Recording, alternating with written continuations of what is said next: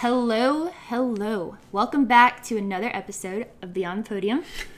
This is David. And this is Kayle. And that was interesting. Yeah, you're welcome. Yeah. I never thanked you, but...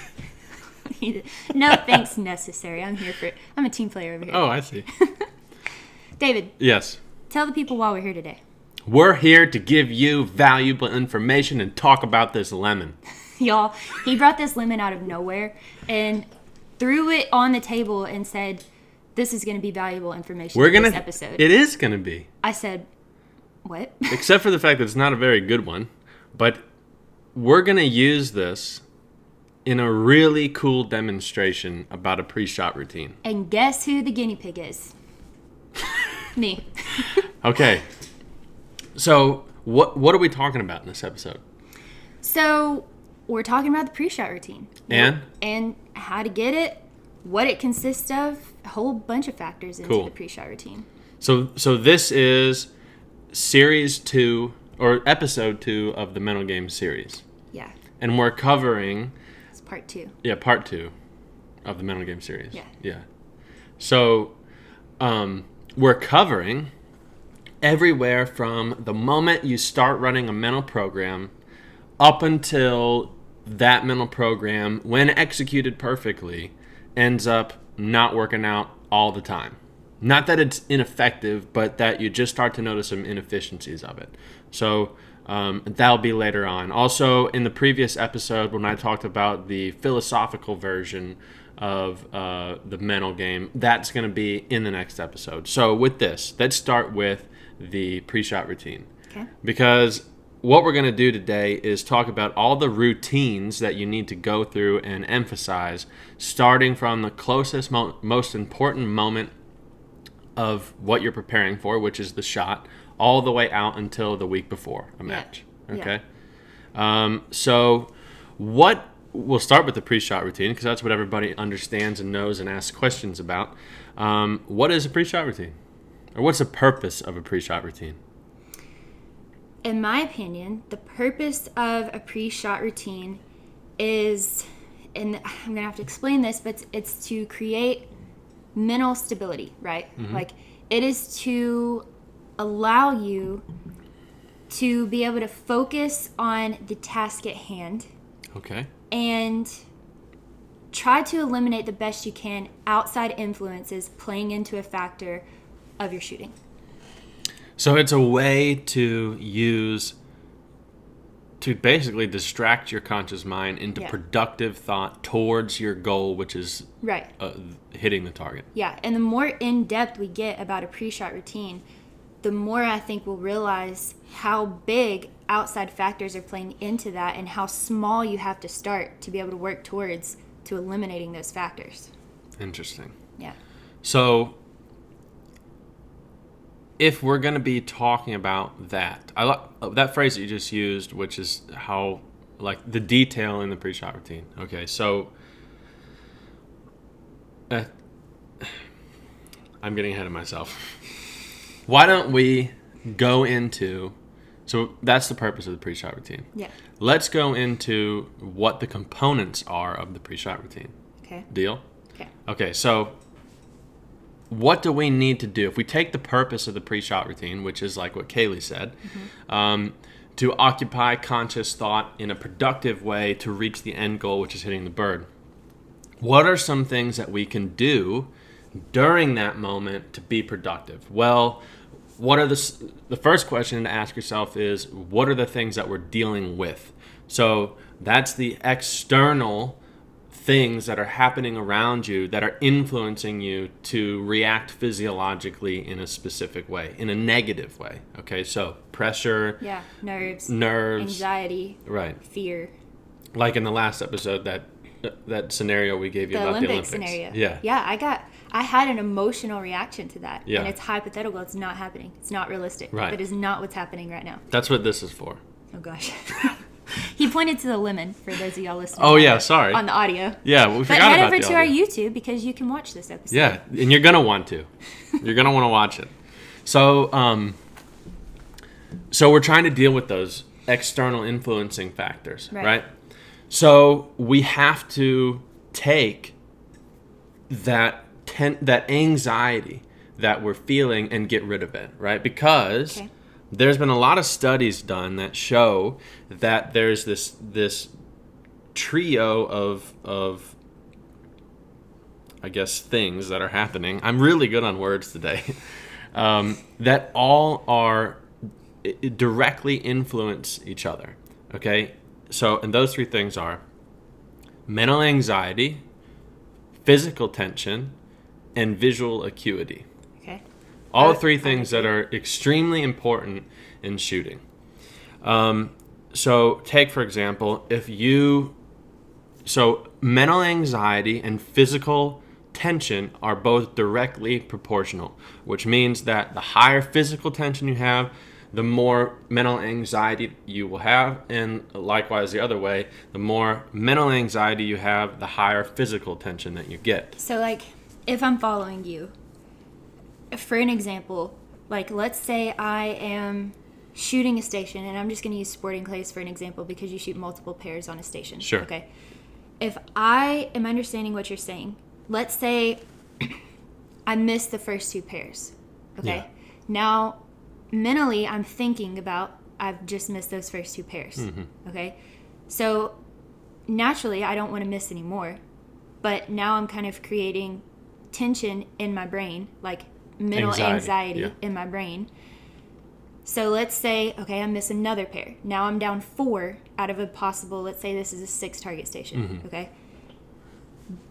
Focusing on those misses mentally, like in the back of my head, or currently, like, consciously, is not allowing me to be able to fluidly move, like naturally move to the target, right? It's creating tension, if we're on the same page, right? Yeah. Okay. Let me give you another example that everybody listening to this will recognize. Have you ever had a dud shell? Yeah. Yeah. Yeah. Okay. Actually, yeah. So let me ask you something. What is the most important moment that you have control over during the shot? The millisecond before you pull the trigger, right? Mm-hmm. The decision that you make to pull the trigger. When it's time to pull the trigger. Yes. Yeah. Okay. So if that's the most important moment, that probably means that's the moment with the most assigned value to it, right? Okay. Which causes anxiety. Mm-hmm. Okay. So if you had to graph anxiety on an x-axis and you've hooked your brain up to something, the moment you go to pull the trigger, for most people, you're going to have a huge spike in the graph. Yeah, it's going to like steadily climb. It's going to shoot up. Yeah. Exponential growth at the end. Okay. For those of you that are listening to this that shoot sporting clays and did a while ago, you will remember this actually.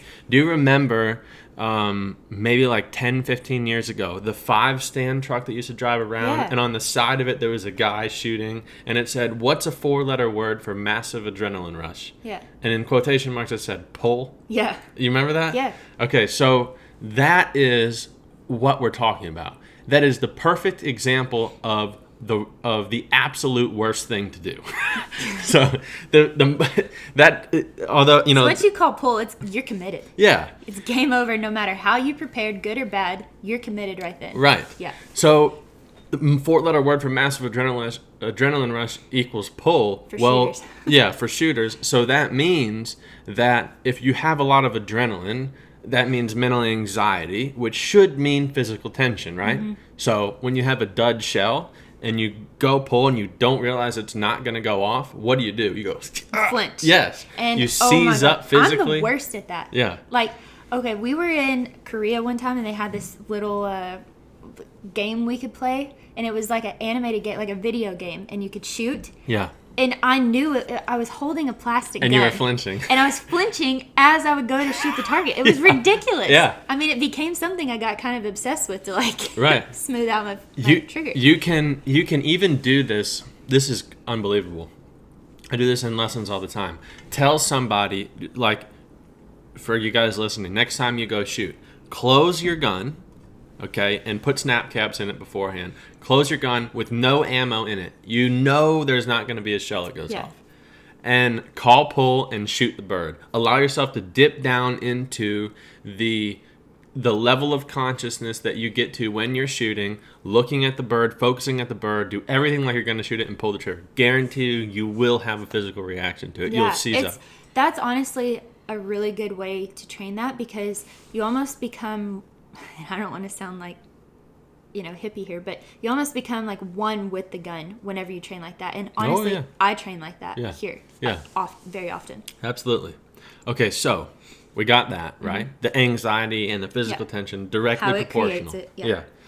So if those two things directly influence each other in a proportional direction, okay, the visual acuity is the opposite. It's inversely proportional to the physical tension and the mental anxiety because of how everything works. The higher mental anxiety that you have, the more conscious chatter that you have, the more physical tension that you have, and therefore the less calmness or quietness consciously you'll have to be able to calmly and with focus look at the bird, which equals visual acuity. Okay, so those three things are extremely important. So are you saying visual acuity? Are you saying like, because all those external things are happening, like if you were to call pool, sometimes it feels like the target is like, way out there, you can't see it. You're like, oh my gosh, that looked like a tiny aspirin out there. Yeah, if you're really nervous, and not allowing that to influence your physical state, okay, you will also have a problem seeing birds. Right. It affects everything. Everything, yeah. Okay. So, with that being said, and part of the pre-shot routine is to combat that, we got to do something to take away the nerves.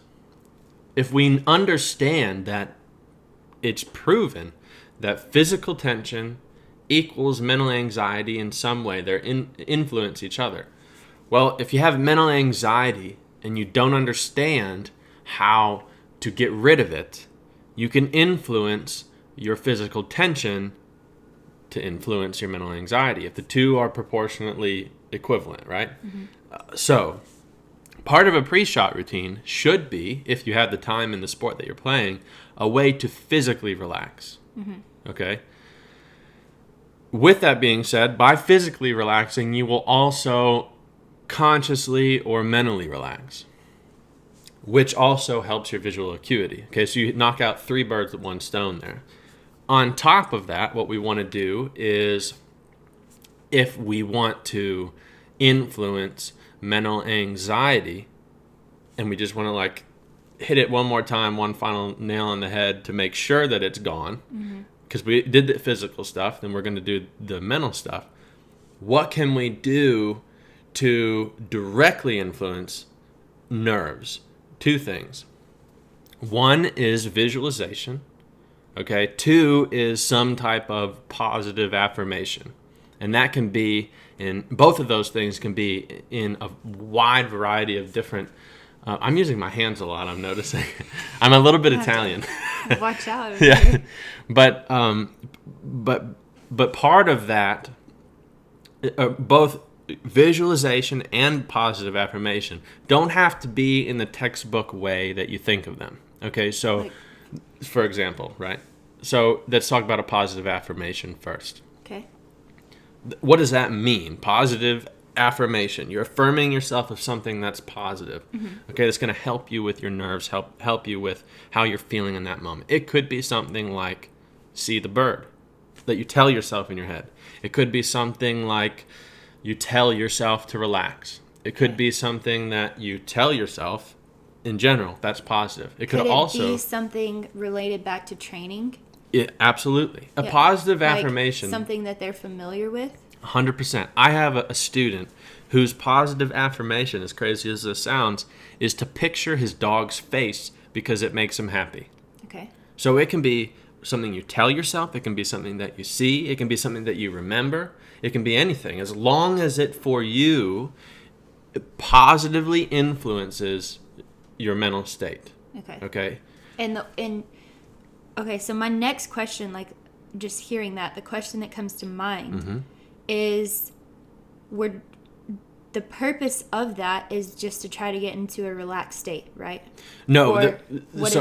the purpose of the positive affirmation is, if we're talking through the filter of somebody just starting a mental program to the point where they don't see it being something that works all the time, right? So in the filter of somebody that's in this stage, the intermediate stage, a positive affirmation is, the purpose of it is literally in the word of what it is. It's to positively affirm yourself. So it helps with self-image, it helps with confidence, it helps with it could help with your relaxation, because it's easing that mental tension. Okay. Right? Which then therefore influences the physical tension, which influences how well you move the gun, and then it also influences how well you see the bird, right? Okay. So if we take that positive affirmation, hold it off a little bit. The next thing is my favorite thing, and that's what we got the lemon for. Okay? So the next thing is the visualization. And visualization, a lot of people think that visualization is just seeing the line of the bird. Right. And I know that what I'm talking about now doesn't and I want to talk about this later, because it doesn't apply, at least in my opinion, and I'd love to have your opinion on it. We've never talked about it. But I don't think that it applies in your game, because if I visualize something in your game, if I visualize a bird or the move that I want to make in your game, I have to be very careful of making sure that I'm not pushing conscious thought of a specific bird into my subconscious, because I don't know what bird is coming out, right? So if I visualize making a move on a straightaway, and I get ready to call pull, and I go through everything, blank everything out, physically relax, set up, go through the rest of my pre-shot routine, and I go to call pull, and it's a right, I'm going to be late. But there are some things in visualization that are important, I think, for your game. Well, I think in my game that what you're talking about is a huge factor in, once you get into deeper past a pre-shot routine. Yeah. I think it's hugely will impact your game. Yeah. And no, you definitely shouldn't only visualize a straightaway, but you have about a minute in between every time you shoot. So once you get to the level of your pre-shot routine is step 1, 2, 3, then you have 30 or 45 seconds of like, okay, what do I want to do now? You could take that time, and that could be a really good time for outside factors to come in, like, did so-and-so miss on my squad? What are they shooting? Am I straight? Whatever. Yeah. But we want to try to avoid those. So once your pre-shot routine is pretty much muscle memory, and I'm referring to that as like mental too, I think visualization in those terms is a huge factor. And sure. Yeah, but we'll go into that later. Yeah.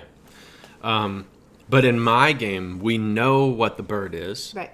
And we know what's coming out, and we know when it's coming out. So we can 100% plan everything that we do. Yeah. Yeah. So, with that being said, I want to use this lemon as a demonstration on you.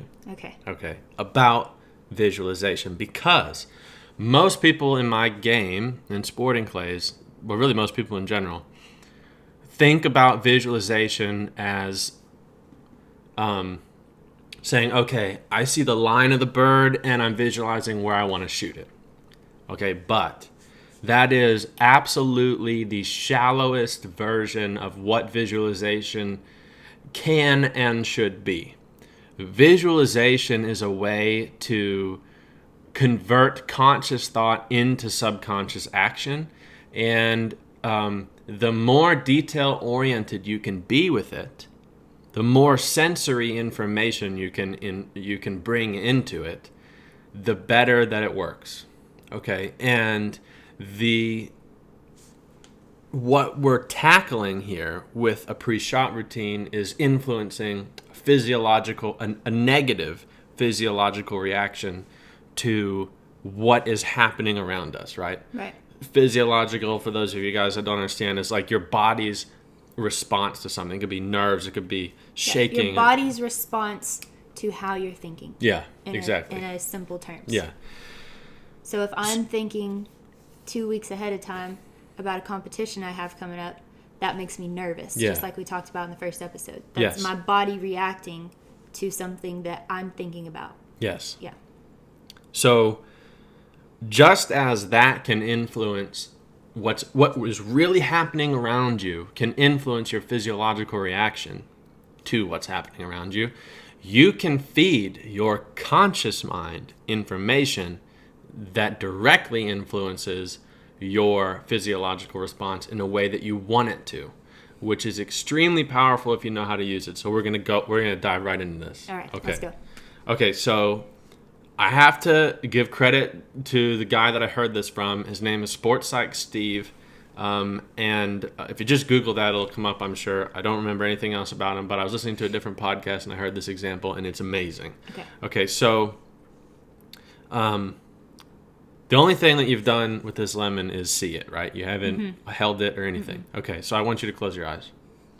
Okay, and the first thing that I want you to do is imagine, and I want you to picture this in your head like you're visualizing. Okay, and for everybody listening, I want you to do the same thing unless you're driving. Okay, so I want you to close your eyes, and I want you to picture sitting in your living room watching TV. Okay, and it's late at night, and the lights are off, and it's dark outside, and you're watching TV, and you know, you hear the TV, and you start to hear and feel your stomach growling, okay, because you're hungry. Right. And you know how like you can kind of feel that sensation in your stomach, but you can definitely hear it, right? And you're really, really hungry. Okay. And so you think, well, I'm going to go see what I have to eat. And so you get up and you walk over to your kitchen, and all the lights are off, okay? And you look around, and the first thing you do is walk over to your fridge. And you take your left hand and you open the fridge slowly. And as you open the fridge, I want you to picture the light turning on. It's the only light in the room right now. Okay? Besides the TV. Yeah, besides the TV, if your kitchen is in your living room. Some people have an open concept. Yeah.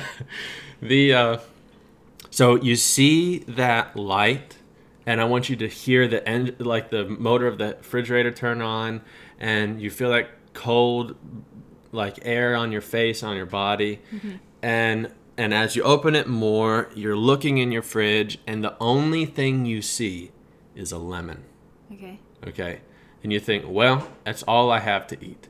So you take your right hand and you reach into the fridge and you grab the lemon, and as you grab the lemon, I want you to feel and think about what it feels like to grab that lemon. It kind of feels a little bit like waxy, but you can feel the rind of it, and you can feel how it's kind of squishy but not, and it just kind of feels like a waxy plastic, and it's not too heavy in your hand.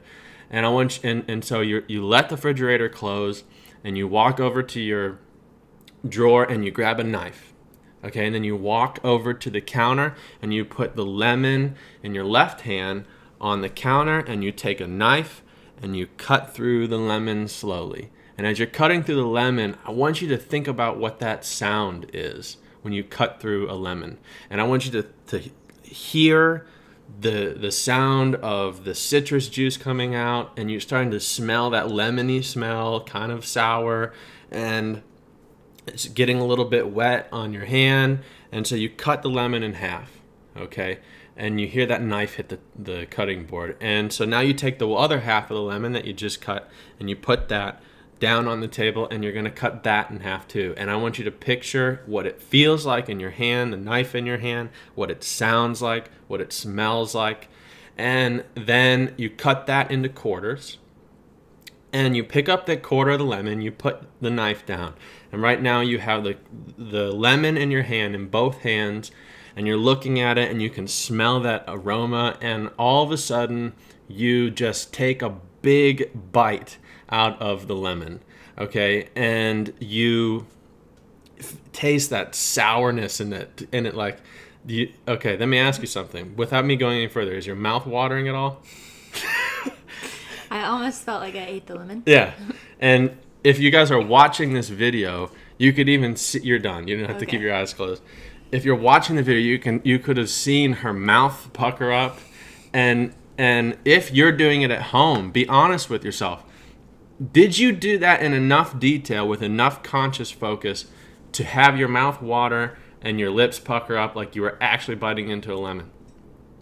Okay, if you did, let me ask you if you paid attention to what I was saying and if you caught on to the details, which were, I talked about how the lemon felt. I talked about what certain sounds were like. I talked about what things tasted like. I talked about what things looked like and what things felt like. I involved as many of your senses as possible in that description to make it as real as possible. And what ended up happening? Well, you had a physiological reaction to something that doesn't exist. Okay? So if you can get yourself to do that with a lemon, you can get yourself to do that with practice when you have one pair left to win a world championship. So let me just ask you this question. Yeah. So that description, obviously relating to fruit, let's relate it to shooting. Would you say, in a sense, that what you just described, getting into that mental state and that description would be like what people call the zone? I would say that that's a good question. What I would say is that what we did there is just to show you how powerful visualization is, and it just goes to show you that you can use the power of your own mind to influence your body's physiological reaction to something, or in other words, to block your body's physiological reaction to something. And if you master the ability to do that, and we're going to get into how that applies to a pre-shot routine in shooting, at least for my game and mine. Yeah. If you learn to master that, then I think that it will help you. It will help you be able to shoot in the purest state that you can. Yeah. And I would say that some people would argue that that would be what shooting in the zone is, but you have to also be able to. There's some other things involved. Yeah, there's other factors involved. Yeah. But like as a whole, I would say like if you could get really good at that, turning that off and on when you want to, when it's time to do it. Yeah. That would be quote unquote shooting in the zone. Yeah. You know. Yeah. Yeah. Go ahead. So how do people? Okay, let's take that analogy. How do we create a pre-shot routine for shooting? So it's a good question, and I think that it's going to depend on what game you shoot, because for me... Let's get both sides. Let's start with yours. Okay, so my pre-shot routine, I kind of consider my pre-shot routine to start before I get in the box. Should I talk about that or no? I want to talk about, yes, I want to get to that because that plays a factor into it. But I want to talk about when you step into the box, what do you go through to keep your mind occupied on the things that they're supposed to be occupied in so outside factors don't play into it? Okay. So my pre-shot routine only in the box, in between pairs and before my first pair.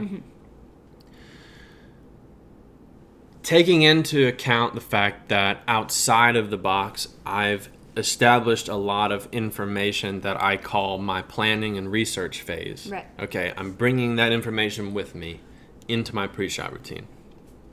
And I'll get into what that is later. Yeah. Okay. So, in the box, taking into account what we just talked about, at the time of my career when I was really heavily focused on the pre-shot routine and the mental program being something that I run to a T every time exactly the same, my pre-shot routine lasted 36.2 seconds. Oh my gosh. Yeah.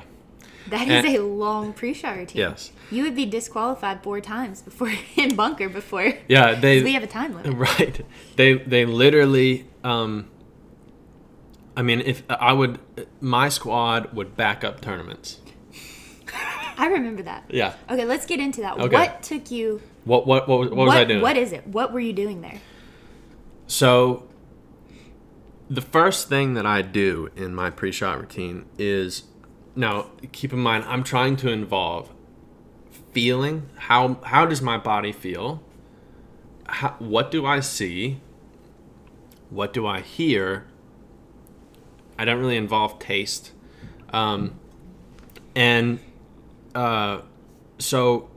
in as much detail as possible, okay, what I'm doing, I start off with, I get into the box, okay, and obviously I've already determined where my break points are. Yeah, you've seen the pairs, you've been up to the squad before Right. you've watched the pairs, you've understand Yeah. the target presentation for this station, and now it's your turn to shoot. Okay, so with that information that I've got, I'm obviously going to stand in the right way. I'm going to set up for everything with the target line and my hold points and everything. So I've just shot. Let's just say I just shot my first pair, and I'm going through my routine into my next pair. First thing that I'm going to be doing is going back to what we talked about, those important concepts. I want to get down to zero physical tension. Right. Or, the amount of physical tension that I need to stand up, and that's about all. Yeah. Okay, so I do this by starting at the top of my body, going all the way down to my toes. And that sounds weird, but I'm literally focusing on what is the tension in my forehead. Okay, relax that. Relax the eyebrows, relax the face, relax the ears, relax the neck, shoulders, chest, core, legs, feet. Okay, That's your step one. That's I don't know if it's a step one, but that's just what the first thing I do. So it's step one. Maybe. Technicalities. Okay, so once I do that, that's established a basis for me to start everything up again. And what I mean by that is, So how do you relax that? Do you deep breathe? I mean, or Yeah. do you just literally like focus on your forehead and say, okay, relax the forehead, and then relax your face? Yeah. And you say those things to yourself, or you like? I just breathe? do it. You just do it, yeah. So you just kind of mentally go through and start at your forehead and yeah, and try to relax all those. yeah, you muscles. just relax. And a way to do it, if you want to picture, I mean, you can picture like the battery symbol on your phone draining, and just start from the top and like go down butter to melting. Yeah. Yeah. And okay. just relax. All right. Get rid of physical tension. Step one. Okay. And at the same time that you do that, take a big breath in and exhale slowly. So, and as you're doing that, let the tension out. Okay. From there, going back to what we talked about, those studies about how physical tension and mental anxiety both correlate to each other. Mm-hmm. Okay. Getting that physical tension out allows me to consciously relax. Right. And the more relaxed I am consciously, the quicker my mind is going to think, the better decision making I'm going to have, and the higher level of physical control that I have during the shot. So by doing the physical relaxing thing, mentally I've now brought myself down to a lower active conscious state. And that's actually something you can measure in brainwave activity. And there's been studies to show that too. And hopefully I'm not announcing this too early, but we're going to have Henry Hopking on in maybe 2 episodes or something. Yeah. And he's gonna he's got a great specialty in that. Yeah. So he'll talk about the science. I remember like maybe 10, 15 years ago when I started to work on this, there are literal steps measuring categories. It's like high beta, low beta, alpha, theta, and whatever the other one is. And I'm going to mess all this up, so I'm just going to call it 1, 2, 3, 4, whatever. But basically, there's a specific zone that you want to be in terms of your conscious activity, the brainwave activity that you want to be shooting in. And because it promotes visual acuity and physical control and conscious focus, mental focus, not just visual focus. So by relaxing physically, I get rid of the physical tension, which also allows me to go back down into a lower state of conscious focus or attention. From there, then I work my way back up, because if I relax by calling pull, going back to what's the 4-letter word for massive adrenaline rush, when I get ready to call pull, I get elevated and amped up, right? And so if I don't get down to a lower state of physical tension and mental anxiety than I want to be during the time that I'm shooting, by the time I call pull, I'm going to be too high. So I got to go too low so that when I call pull and get ready, that when I get amped up, I'm right where I want to be. Okay. So I go too physically relaxed, too mentally relaxed, and then I go into visualization. Okay. So I talked about a positive affirmation. My positive affirmation is built into my visualization. Okay. So what I'm visualizing is, number one, how my body feels when I bring the gun up to my hold point. Okay, I'm not just visualizing the gun at the hold point, I'm visualizing how it feels. Like with this lemon here, what does it feel like in my hand? I can think about what it feels like in my hand without it being in my hand. I'm thinking about what it feels like to bring my gun up to my starting position using only the amount of physical energy that I need. With your correct mechanics, right? Well, just to get to the hold points. I don't really need mechanics, but but for you do, because of that. Yeah. So I'm thinking in my terms too. Right. So I get there and I say, okay, so there's an important part there that I'm literally visualizing and feeling closing the gun slowly, because if I close it too fast, that causes physical tension, which causes mental anxiety. That's how detailed we get here in what I'm doing. So I visualize closing the gun slow, bringing the gun up slow, calm. Then I visualize where my eyes want to be. And I'm thinking about what it feels like to have the gun up, be calm, and have my eyes in the place that I need them to be, and have my eyes quiet and calm. Okay? From there, I'm visualizing in my head, seeing, feeling, hearing what it's like to call pull, have the bird come off the trap, react exactly when the target starts to move. When I start to hear the trap, I'm starting. But I'm also visualizing what it feels like not to move too fast. Because if I call pull and I react too quick, it's going to throw my timing off in the position of my gun.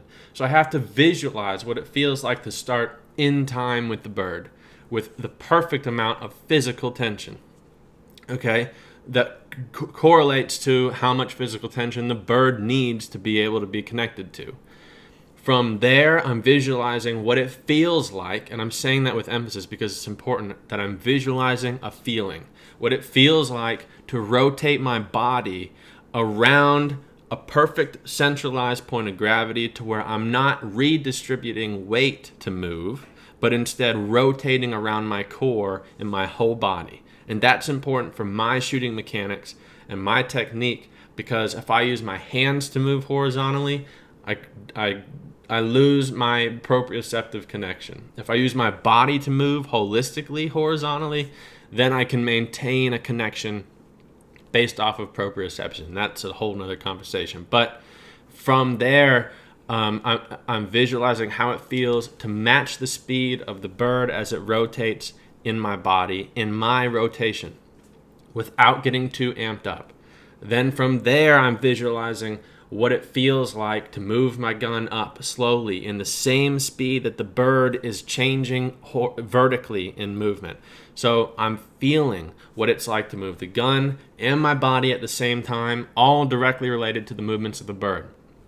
From there, I visualize what it feels like to finish the move. I feel the amount of pressure and tension I want to have in my shoulder, how much tension I want to have in my bicep. Do I want to be squeezing the gun into my shoulder, or do I want to be relaxed and just the perfect amount of tension that doesn't inhibit movement?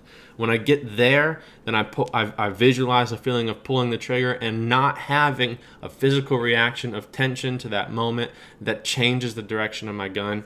And then here's where my positive affirmation comes into play. I visualize the target breaking. Okay, that to me is my positive affirmation, because I'm seeing it break. and I'm positively affirming myself, this is going to work. Okay, right? so all of that you do before you shoot. Yeah, that's Okay. 1/3 of what I do. Holy.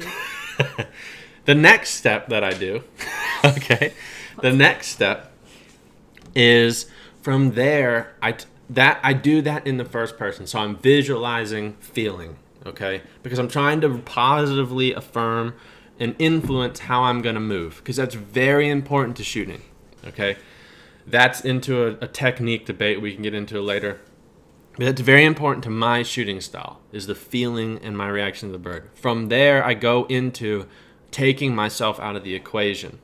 And almost, this is a little bit quicker, but I'll go like third person view. In my head, I'm watching myself shoot. Okay? And this is another level of positive affirmation of what I'm trying to visualize and see is I want to get the feeling of calmness. I want to watch myself shoot and see myself not being amped up. Mm-hmm. Because that's telling me, okay, it's important to be calm. There might be like, if I don't hit this bird, I might not be able to pay the bills. Yeah. Or I might not win the world championship. But I'm not responding that way physiologically. From there, I totally take myself out of the equation, and I go into visualizing just the bird. And this is where I get visual information to help me base my whole move off of. So if you could imagine a zoomed up view in a camera of the target flying through the air, that's what I'm visualizing here. And I'm from start to finish, from when it comes off the trap to when I want to shoot it. I don't visualize at any moment past that break point. And by the way, in the first third of what I do, I also visualize the movement from the first bird to the second bird, and then the whole movement of the second bird in the same amount of detail as what I just explained. Mm-hmm. But now we're just talking about the target. So I'm visualizing the bird. I'm making up details to create a feeling of extreme reality. So I'm seeing in my head the bird rotate. I'm seeing the shadows on the target. I'm telling myself consciously what I want to see while I shoot. Mm-hmm. Because if I do that and convert that into the subconscious, when I'm actually shooting, it helps me. Already seen it. Yeah. It knows what to do. Yeah, and it helps me lock in there, and I don't leave it. Yeah. Right. So, and I visualize that all the way through the line of the bird, and I'm literally, and I do this while I'm looking out at the bird. I'm seeing the line as if someone were to take a Sharpie and draw in the air the line of the bird, and so and then basically after I do that, I'm again visualizing the bird breaking, and then I visualize hearing the trapper say dead pair. Another positive affirmation. So you go through the entire shooting sequence of you shooting one pair before you ever even shoot a target, before you ever even call pull. This is like before you've even mounted the gun. Oh yeah, I do that before. So I do. To me, it's like 3 steps. It's first person, third person, target. Okay. And I do that. So I'm basically rerunning my program in a different way 3 times before every pair. Okay. Even a single in VTask. And that's why, like, if you watch me shoot, especially older videos of me, and we'll find out in the next episode why I don't do this all the time anymore. But I still do this. But if you watch older videos of me shoot, every time I shot, it was exactly the same. It was 36.2 seconds. And it was within 0.2 of a second from 36.2 seconds. And if I varied off by 0.2 of a second, you would probably see a miss. Really? Yeah. Okay. I mean, the probability of is if you were to watch me within 36.4 or 36 flat and 36.4, somewhere in that gap, it's pretty much always going to be a hit. But if you were to say, oh, he missed one, and then you had a stopwatch, and I've done this, and looked at it, and be like, yeah, he varied. Why is that causes a miss? That's a good question. Like, what is it within seconds of you calling... 0.2 of a second. Yeah. Of you calling pull that's going to cause you a miss? So at that time, that variability was because of a lack of conscious direction. Like I got distracted consciously Within your pre-shot routine? within my pre-shot routine, and it could have been like, let's say for example, I'd be running my pre-shot routine, and then I'm like, am I just going through the motions, or is this actually working? And that thought process would lag me like a second, and then I'd have to get back in there and do it. And then when I go to call pull, my conscious focus, my mental focus isn't there. And that time that I used in my pre-shot routine to get mentally focused and get into the physical and mental state and visual state that I wanted to be in, wasn't as effective.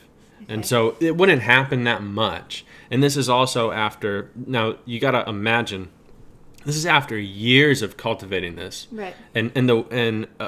So it wasn't like I just snapped my fingers and right. I'm doing this and it works. Yeah. And even visualization, like to start it, it's not easy to do it at that. Visualization. I have one word every episode I can't get out. Visualization could be a whole nother series on understanding how the eyes work and understanding how that plays into your pre-shot routine. Yeah. So we won't go into deep about that one right now. Mm-hmm. But okay, so from what you just described. Yeah. Okay, so if I were to summarize that into a step-by-step pre-shot routine for you, what would that be? Step one would be to physically relax. Okay. Step 2 would be to mentally relax. Step 3 would be to, I guess, visually relax. Step 4 would be visualize first person with feeling and more sensory data. What step was that? 4? I think. Whatever step that was, the next step would be to visualize third person to positively affirm of how I want to look, because that's important to how I feel. The next step would be to visualize the line of the bird. So like taking the person out of the visualization, what are you visualizing? And that's the details of the target. And then the next step after that would be and you'll see this, you get through all that visualization aspect and they take a deep breath in, exhale slow, and I kind of just clear the conscious mind. And when I'm taking that breath, I'm consciously focusing on the breath, okay? Because we're pretty one-track animals. I mean, like there's no such thing as multitasking consciously. You can only focus on one thing at a time, or you can compartmentalize and thinking of different things in different times. So if I'm consciously focusing on my breath, seeing my breath come in and go out, then it kind of clears my conscious mind. And I do that as I close the gun slow and then kind of make reality equal my visualization. So I'm closing the gun slow, exhaling, and then I come up slow in my setup and get ready, bring my eyes back, and then call pull. And then hopefully, if done right, what I do physically in reality is what I just visualized. Okay. That's really cool to hear that from your side and your point of things, because it's totally different than what I do. Yeah. Well, the thing about it is it's totally different. It can't games. be. You can't do that. Yeah. Yeah. No, I don't have the opportunity to do that. No. One, we have a time limit, but 2, I don't know where the target's going. Yeah, and in the very act of trying to do what I do in your pre-shot routine, I think would cause you to predict the direction of the bird. Like my whole purpose is to feel what exactly it's going to be like. Because you've seen it. Yeah. So you're picturing that target. Yes, yeah. and I want to say, okay, I want to feel like this. It's going this way. I know what the bird's supposed to look like. I know how I want to react to that emotionally, physically, visually, consciously. And this is what it's going to feel like during that process. If you do that, I've tried this in your game, but if you do that, or at least if I do that in your game, I can't get that converted conscious thought out of my head to be able to completely clear. Because in your game, what's so interesting about it, when you go to call pull, you have to be at 0 consciously. Yeah. You have to not have, and same thing with us, but as soon as we call pull, then we go into a planned decision process, right? Yeah. But for you, it's reaction and instinct, and It's muscle memory. yeah, and so like I can't do what I do in my game in your game, because if I do, I'll call pull and it'll go left and I'll go right, and like, what because that was the last bird I thought of, or something like that. Let me trick you here. Yeah, let's do it. You actually can. You got a lemon? You actually can. What can I do? You can visualize the same way you do in sporting plays. That'll transfer into bunker, and let me tell you how. Sure. Okay?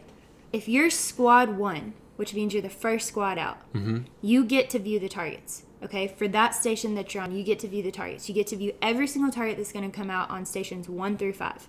So, as I'm viewing those targets, I can make mental notes, or I can make like notes on my notepad.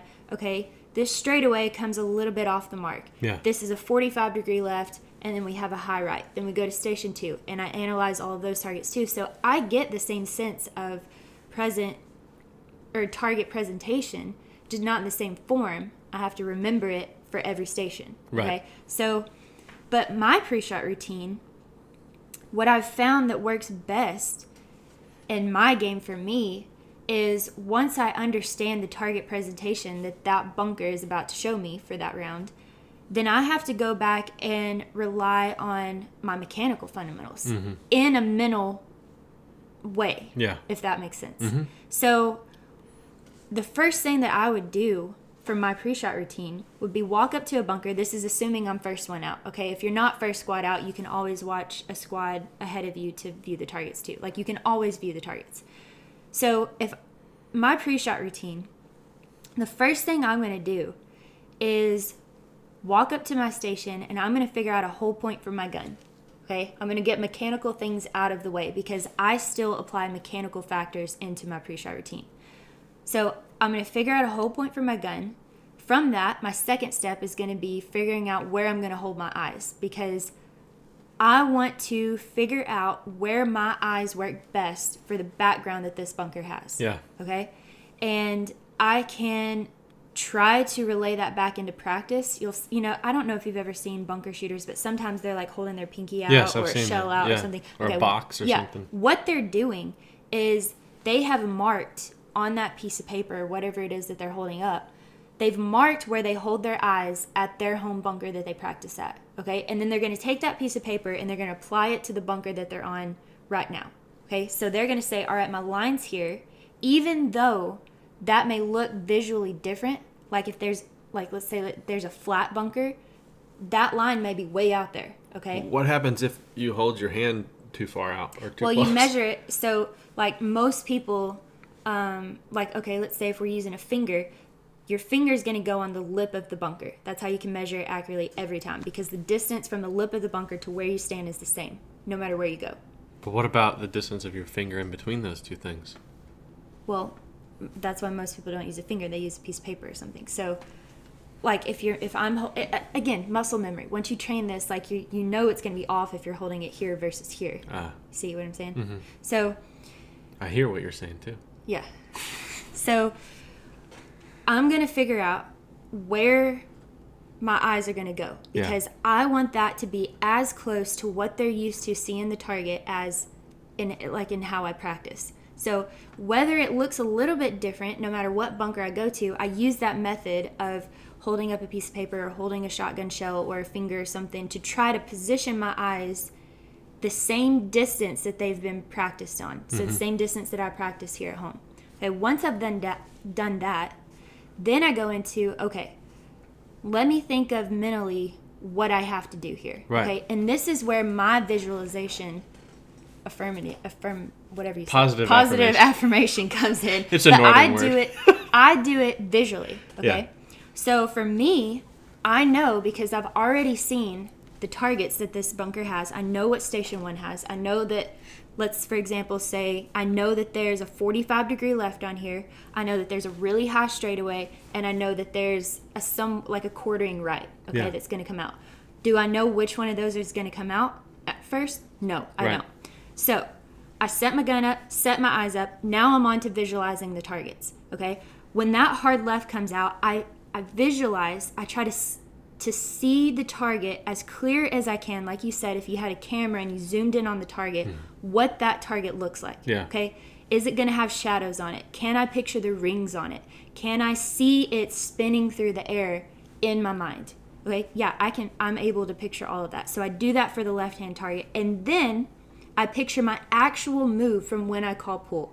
So when I'm sitting here thinking... When you say actual move, do you mean gun or body? The entire thing. Everything. Because for y'all, you have two separate moves almost. Like, especially if you're shooting low gun. So if you have a low gun, your gun comes up here and then your body kind of, not in a sense is the two moves, but somewhat follows your move from here. Yeah, we have moving parts. Yeah, I start pre-mounted. So when I go to move, my body's moving my gun. It's one entity. It moves together. Oh, nice. It moves together.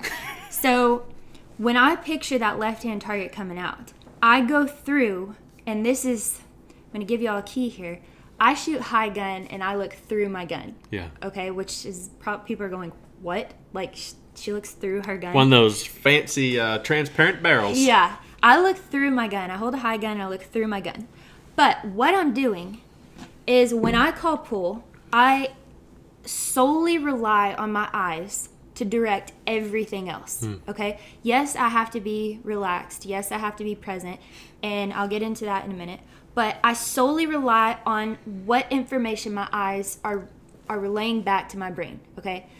Which is why you have to set them up so good, because that's what determines the whole move. How you read that target within the first less than half second is going to determine your whole move. Yeah. Okay, so I go through it as many times as possible, knowing what targets are coming out, and visualize that target spinning, my eyes go into it, and then the move I have to make to break that target, okay? And then I break it. Then I move on to my straightaway. I do the exact same thing for my straightaway. I visualize calling pull, I visualize the target coming out, passing my barrel, the start time that I want to see it clear, look at the target, lock onto it, make that move, and I do the same thing for the right. That process allows me to be able to be focused on something during a round other than outside factors, like other than if I've missed one or if I've missed 10 or hopefully not who's shooting whatever. That is my pre-shot routine that I go through pretty much religiously every single shot. So once I completed it on station 1 and I moved to station 2, I start completely over. Figure out my whole point for my gun. I figure out my whole point for my eyes. I visualize the targets that I can remember what's going to come out. And the last thing I think about before I call pull, and I don't want to say think because it's not necessarily think. If you can imagine everything's set up and you're in your gun and you're in your mount and it's right before you call pull, okay? And you kind of just let your mind go into what I want to say like a soft focus. I'm not necessarily thinking about anything, but what I want to be aware of is what is fixing to happen, okay? And that is the target. What's fixing to happen? Yeah. And that is the target coming out, left, right, or straight away. I want to be prepared to see whatever target comes out, analyze it before I have a reaction to it. So it's important for you in your pre-shot routine to emphasize that state of hyper-awareness, quick decision-making, and total reliance on your eyes. Yeah, while being relaxed. Right. And so, when that's one of my favorite. So I did the same thing in when I'm shooting, although I know where the birds are coming from.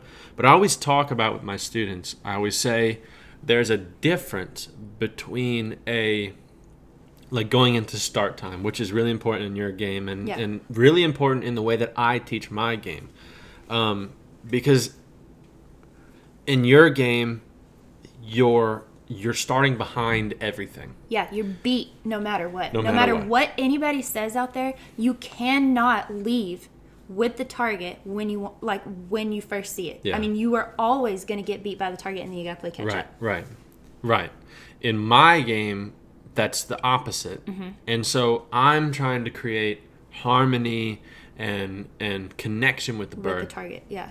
So your start time is important because it's beat you. Yeah. And you got to start in a very precise time at which, if you're too early, it's predictive, and therefore in the wrong direction, a 66% chance that you're going to be in the wrong direction. For me, if you start late, now you're in chase mode. Yeah, you're in catch-up mode. And it's like hitting the gas, extra tension, extra speed, lack of control. It's your backup, oh crap move. Yeah. Yeah. And that's exactly what you were talking about, and that's why I wanted to explain that, because if you were talking about how you in my sport don't quite understand yet, like if you were to visualize a straightaway and a right come out, you're going to be in that crap mode, that chase mode. Yeah. So that's why I wanted to hit on those things, is like how I go through preventing that. Yeah. And then, because if you're in that move, by the time you get to the bird, you have such a disproportionate amount of speed that it's all timing based. You have so much momentum going right there. You have a 50-50 shot of hitting that target. Yeah, good luck. Good luck. Yeah. Because in bunker, if y'all have never shot it, it's not a forgiving sport. Okay? Yeah. It'll humble you. So in sporting, in my game, if I'm too early, I'm anticipating the bird, and then I get out too far in front, and then I got to slow down, and then it gets me too close, and then I got to, so you play this weird back and forth game. If I am too late, the gap has been collapsed. I got to bring it out. I got to reestablish a connection harmony, and that's not good. Okay, but if I'm just perfect, the same thing as you. If you're just perfect, you're not too late, not too early, perfect in time, you got full control. Flawlessly. Yeah.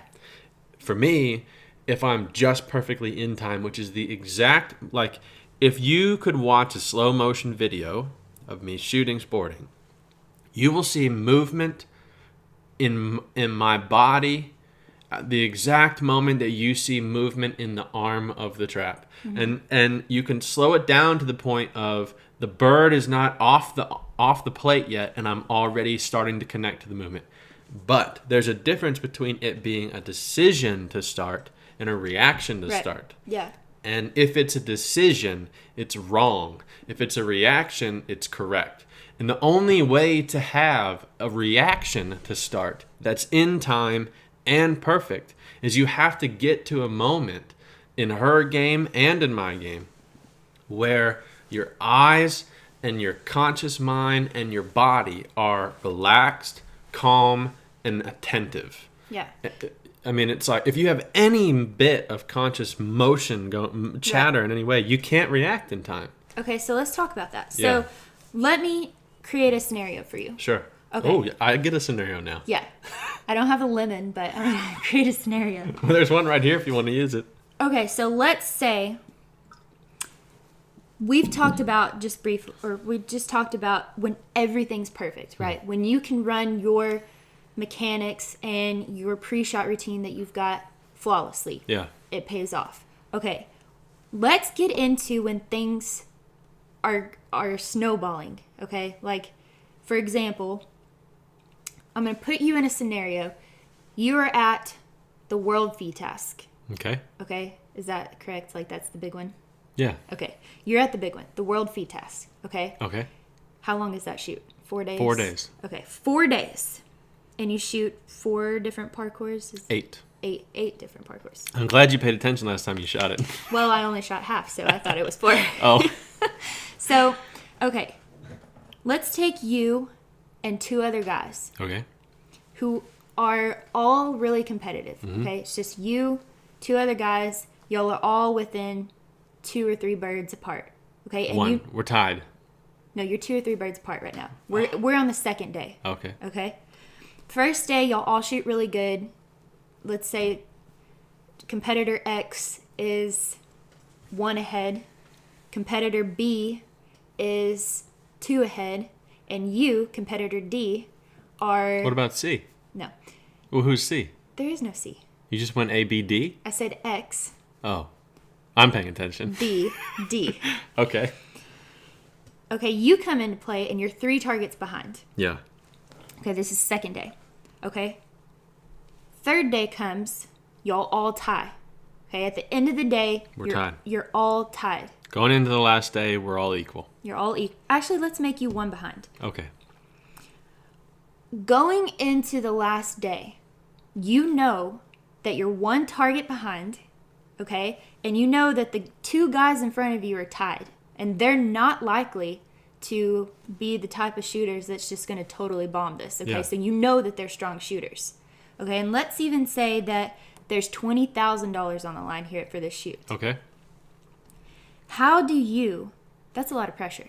If you sit there and think about that, the night before, you're thinking about the night before how you're one target behind, Yeah. two people ahead of you are tied. Can I make a suggestion? Yeah. Can I be one target ahead? No, hold on. I'm going to get to that. Okay. So you're one target behind. Wouldn't it be nice if you could just say, hey, can you make me a target ahead? Yeah, I wish. You're one target behind. You're thinking about this the night before. How do you take those thoughts, knowing there's $20,000 on the line, knowing there's a World Feed Task Championship title on the line, going into that, are you worried about the two shooters? Are they going to play in a factor? Are you going to be checking the scores? Are you concerned with what they're doing? Are you putting pressure on yourself that, man, I'm one target behind. If I miss two or three more, what if they don't miss? Now I'm 2 or 3 targets behind. Let me put you into that scenario. And how do you questions, handle that? some questions for you. Okay. Are you asking me right now? Yeah, I want to know how you are going to handle this. Right now. Or, Well, in the sense that we're talking about. but because how I would handle that right now. Yeah, right now. Okay, right now. Right now. Right now, that's a very simple answer for me. It's easier than 5 to 10 years ago because right now, being in that position, no, I'm not worried about them. I'm not. Am I looking at the score? Sure, I don't care because I understand that.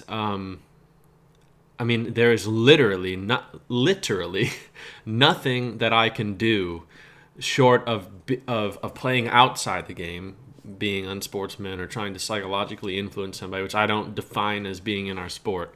But there's nothing that I can do to influence the way that they're going to shoot. So number one, I need to understand that. I need to say, I don't care if I think about something, say something, do something, eat something, whatever.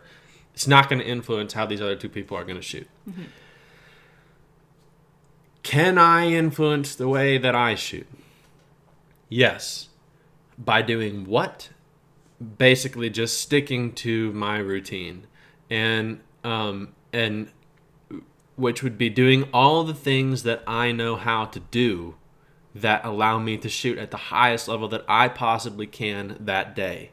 And the reason why I don't care and I'm not worried is because at this point in my game, I don't really care if I win or lose because I understand that caring about that doesn't help me. And the best thing that I can do is to go out there and do what I know how to do. You mean caring in a way that's going to cause you to be anxious and in any way, Yeah. both good or bad. Okay. So it doesn't look at the video of me. Somebody, I hope can find this because I've actually been trying to look for it myself. Watch the video of me winning the world championship in 2017. The last pair that I shoot. Watch the video. It's like I just shot a practice pair. I knew I won. I knew going into it that I was going to win. If I hit those two, and I hit the two and turned around and was an extreme disappointment to all of the cameras following me. There was no ESPN. There was no reaction to the win. Also, anytime. Just come watch me win, watch me lose. No difference. I don't get excited. I also don't get bummed out because I don't care. I understand, and this is why I say now versus previously. I understand that I I can't do anything. The only thing I can do is go play the best game that I have that week, or for those 4 days, or for those 2 days, and perform at the best level that I have. I also understand that my immediate scenario around me is different than even the people that I have to compete against. So, this past World Championship, the World Feed Task, I tied for second with Richard Fald. First place was Sam Green. I shot different targets than the two of those guys. They were set the same, but I shot them at different times. I shot them in different weather. I don't know if they were harder or easier, but I know they were different. So it doesn't matter what I do, because unfortunately, at this time in my game, we're all not at the same playing field when we go to compete. Yeah. And so there's no sense in me getting worked up about where I'm sitting going into Sunday, because, it's a totally different situation. And so I really, really don't care. I can't stress enough the fact that it doesn't bother me being in any situation. But that's after 20 years of doing it. Yeah. If you were to ask me that question... I'm going to ask you that question. Right. If it was... 10 years ago. 10 years ago. So, different scenario. Yeah. Okay. You are shooting. Let's say you're shooting the main event. Mm-hmm. Okay? And you run your pre-shot routine, you run your mental routine. Okay, but you miss your first pair. Yeah. Okay? Start over, you run it again, but you miss your second pair. Now, because I can say this because I've been in this situation, now you're like, oh my gosh, I'm fixing to zero a station. That thought may or may not creep in, and most of the time it creeps in, right? Okay, how do you deal with those thoughts coming in during a station, during shooting your pairs, like in between your pairs?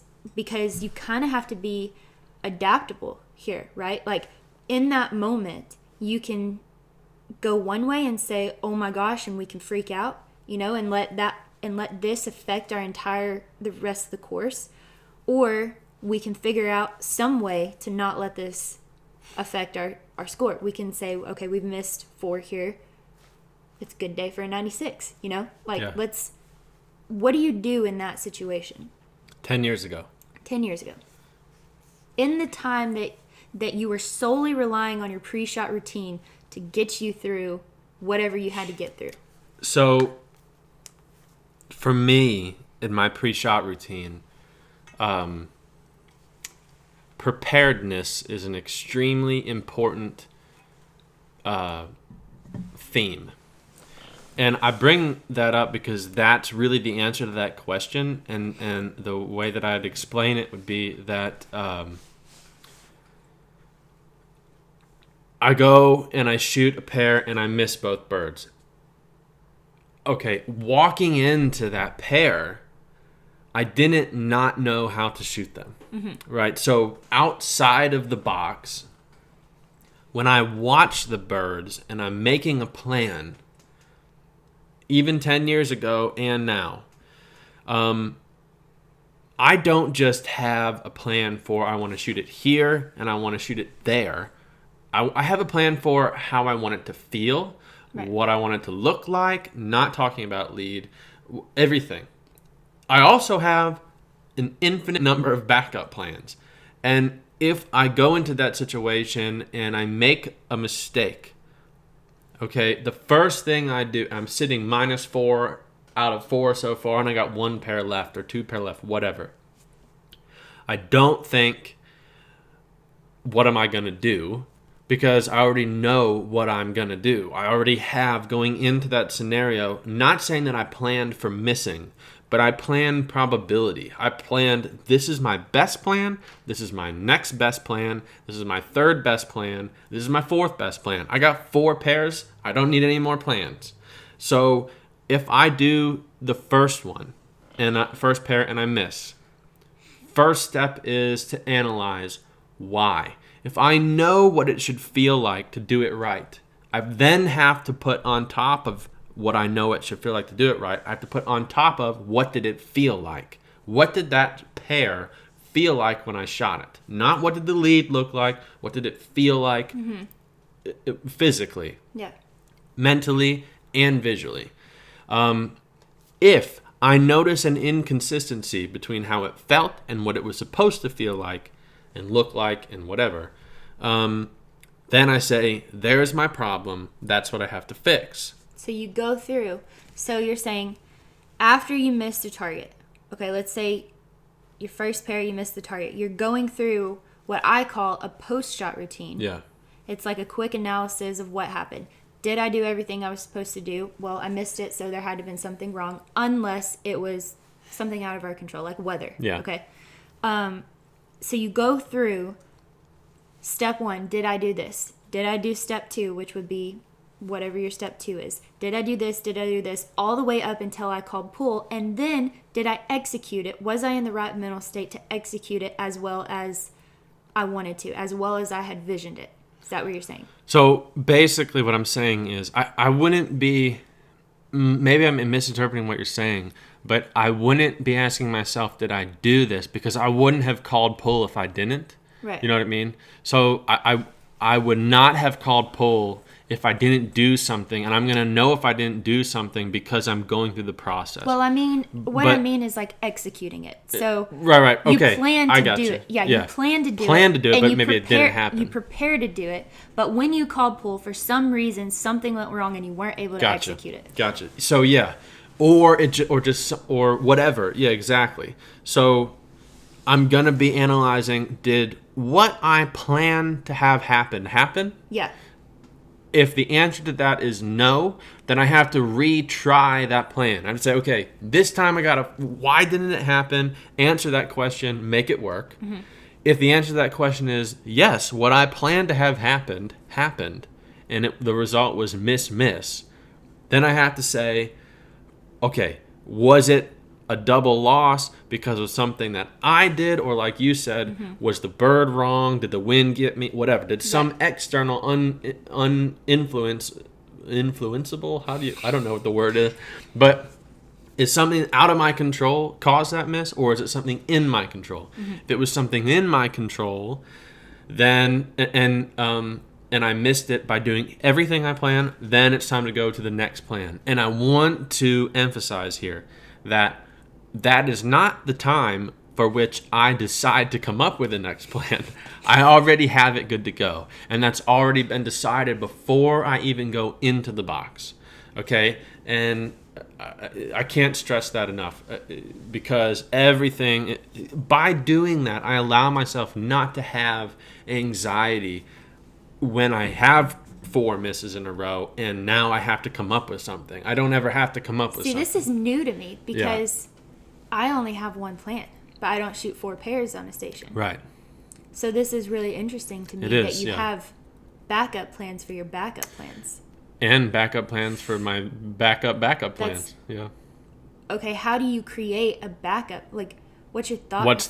So that's when you asked me what's my pre-shot routine, I said it depends highly on what I'm doing outside the box. And right. that's what I call you could call it I call it an in-event routine, but for a better definition of what it is, it's really a during the round routine. Okay. And so you're talking like in between stations? From station to station, okay. And then when I get to the station, what am I doing, and that kind of stuff. Okay. So with that,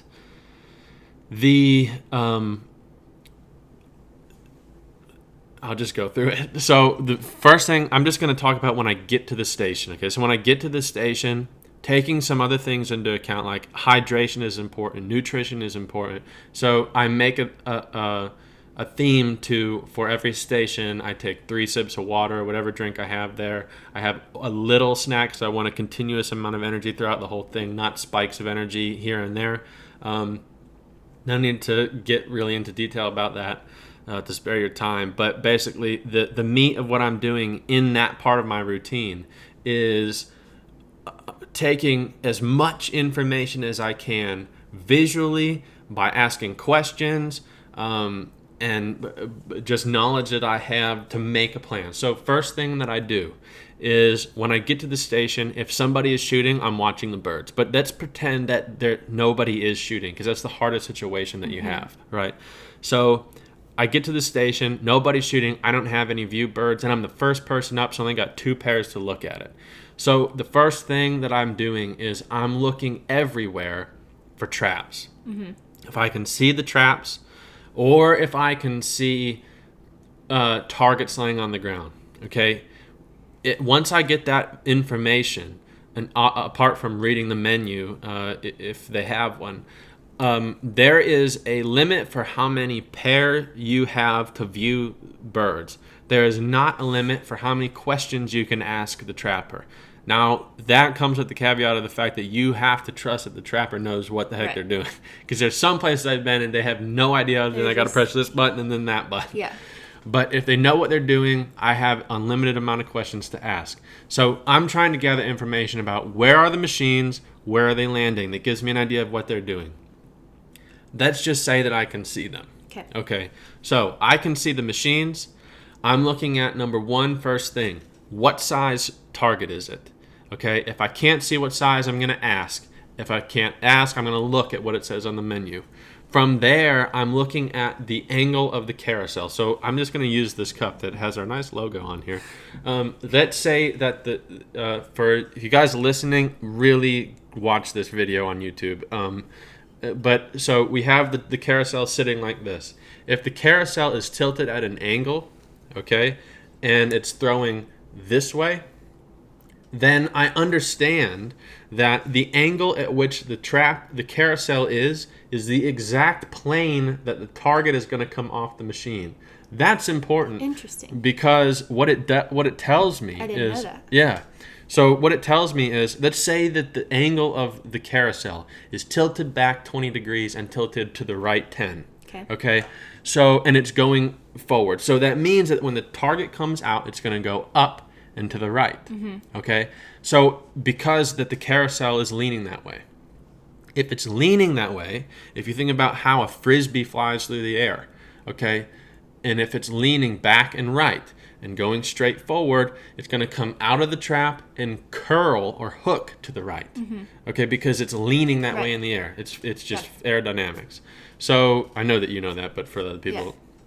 So I think about the positioning of that trap wherever it is and where it's throwing. That gives me extra information in, this is going to sound really technical, but in the z-axis of what the target is doing. So x-axis is left and right, right to left, y is up and down, z is in and out. Okay, the curl or the lean of the machine, if it's a crossing bird, it looks like it's just flat up and down and left to right. What you're not seeing is if the bird's coming into you or going away from you. That's important. So I'm looking at the lean of the carousel. That's going to give me the target profile. It's going to give me the target line. After that, I'm trying to see if I can see what kind of spring is on the machine and how much the spring is tightened up. So if it's a really heavy gauge spring, I know it's and we're talking about a pneumatic.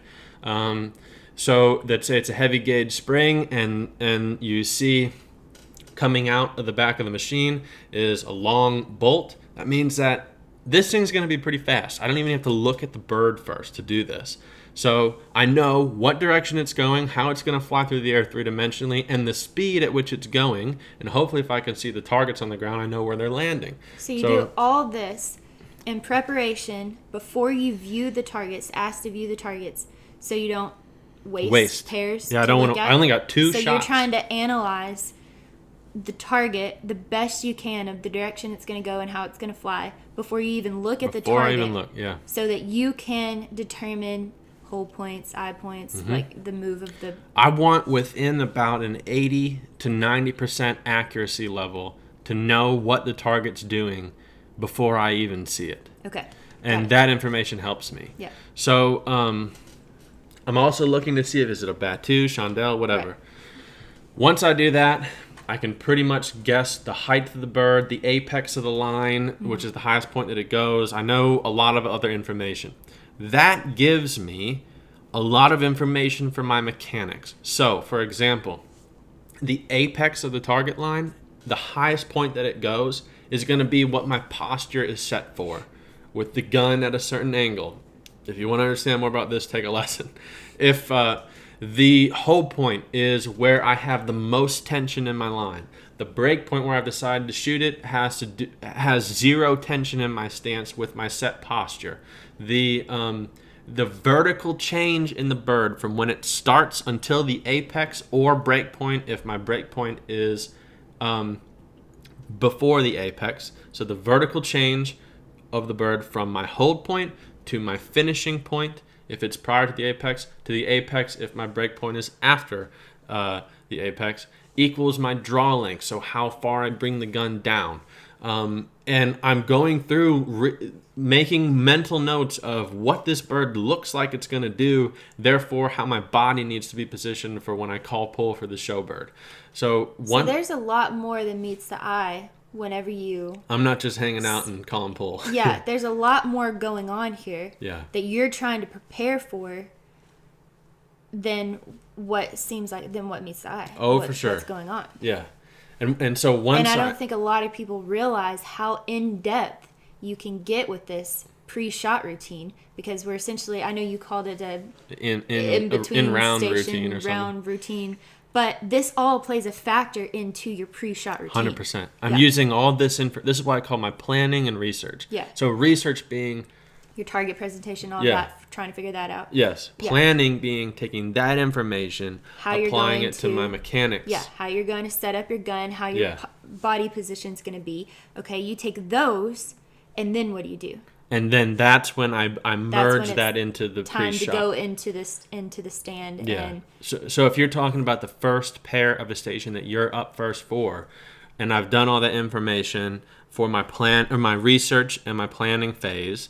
Okay, in my planning phase, just as I use visualization to match up information for how I want a pair to feel, okay, I also use visualization to plan or to test what a move or plan will feel like.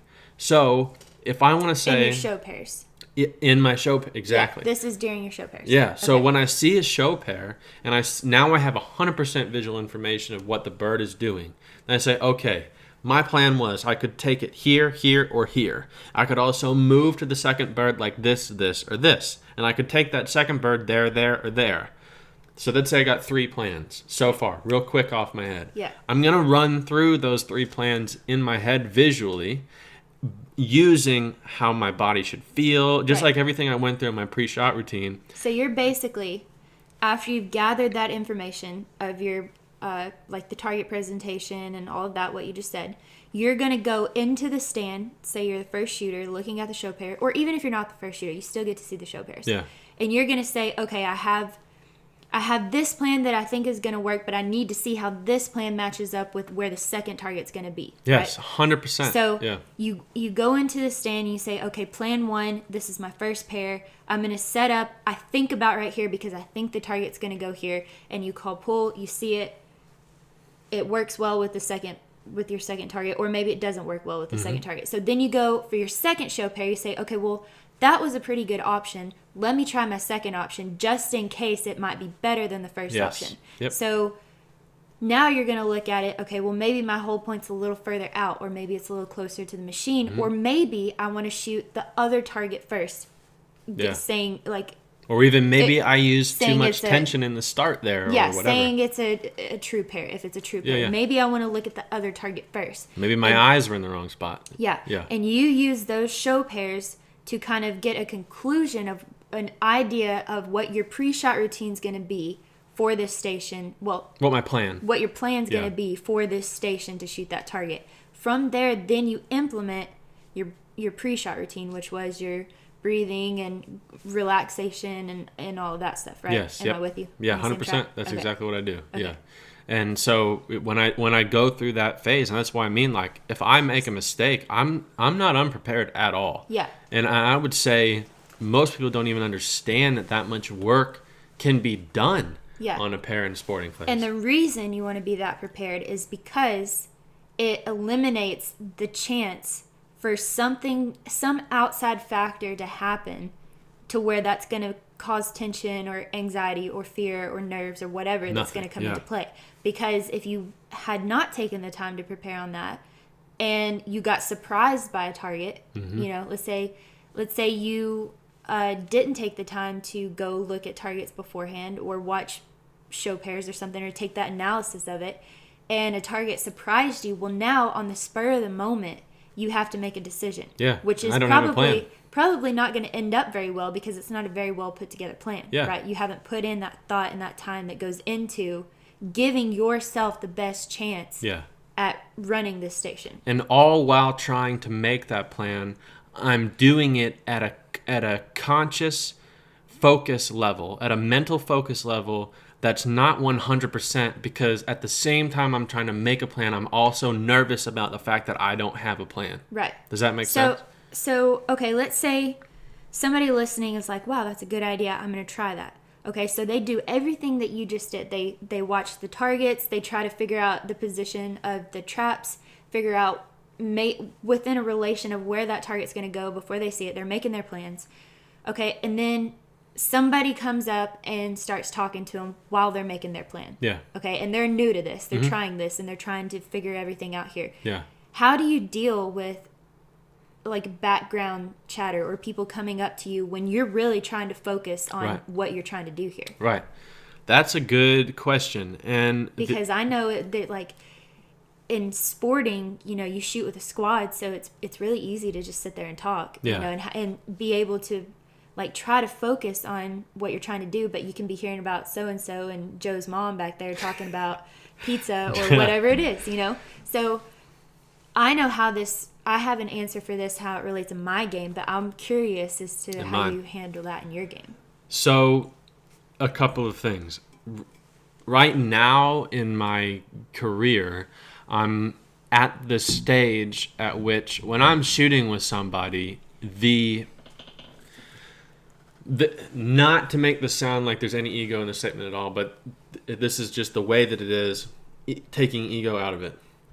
When someone is shooting with me that I don't know, they're most of the time respectful and understanding of the fact that I'm there as a job, and they are not, they're very conscious of the fact. They're respectful. Yeah, that they do everything not to get in the way. Okay? If there's someone that I do know, then they already know that. But so I don't have to deal with that much. And I try to make sure that when I shoot with people that they're not allowing that to intimidate them, because it shouldn't be something that they're nervous about. Just allow me to do my job, and we can talk when. I guess But I got a better answer for it. Yeah, I want more of an answer for like somebody. I know what you're talking about. Who's new, not you in particular. Like what advice would you have, or what technique or something that? Right. Yeah. So, with that being said, it goes down to two things. Number one is, again, preparedness. What are you planning for to have happen? Number two, what are you there for?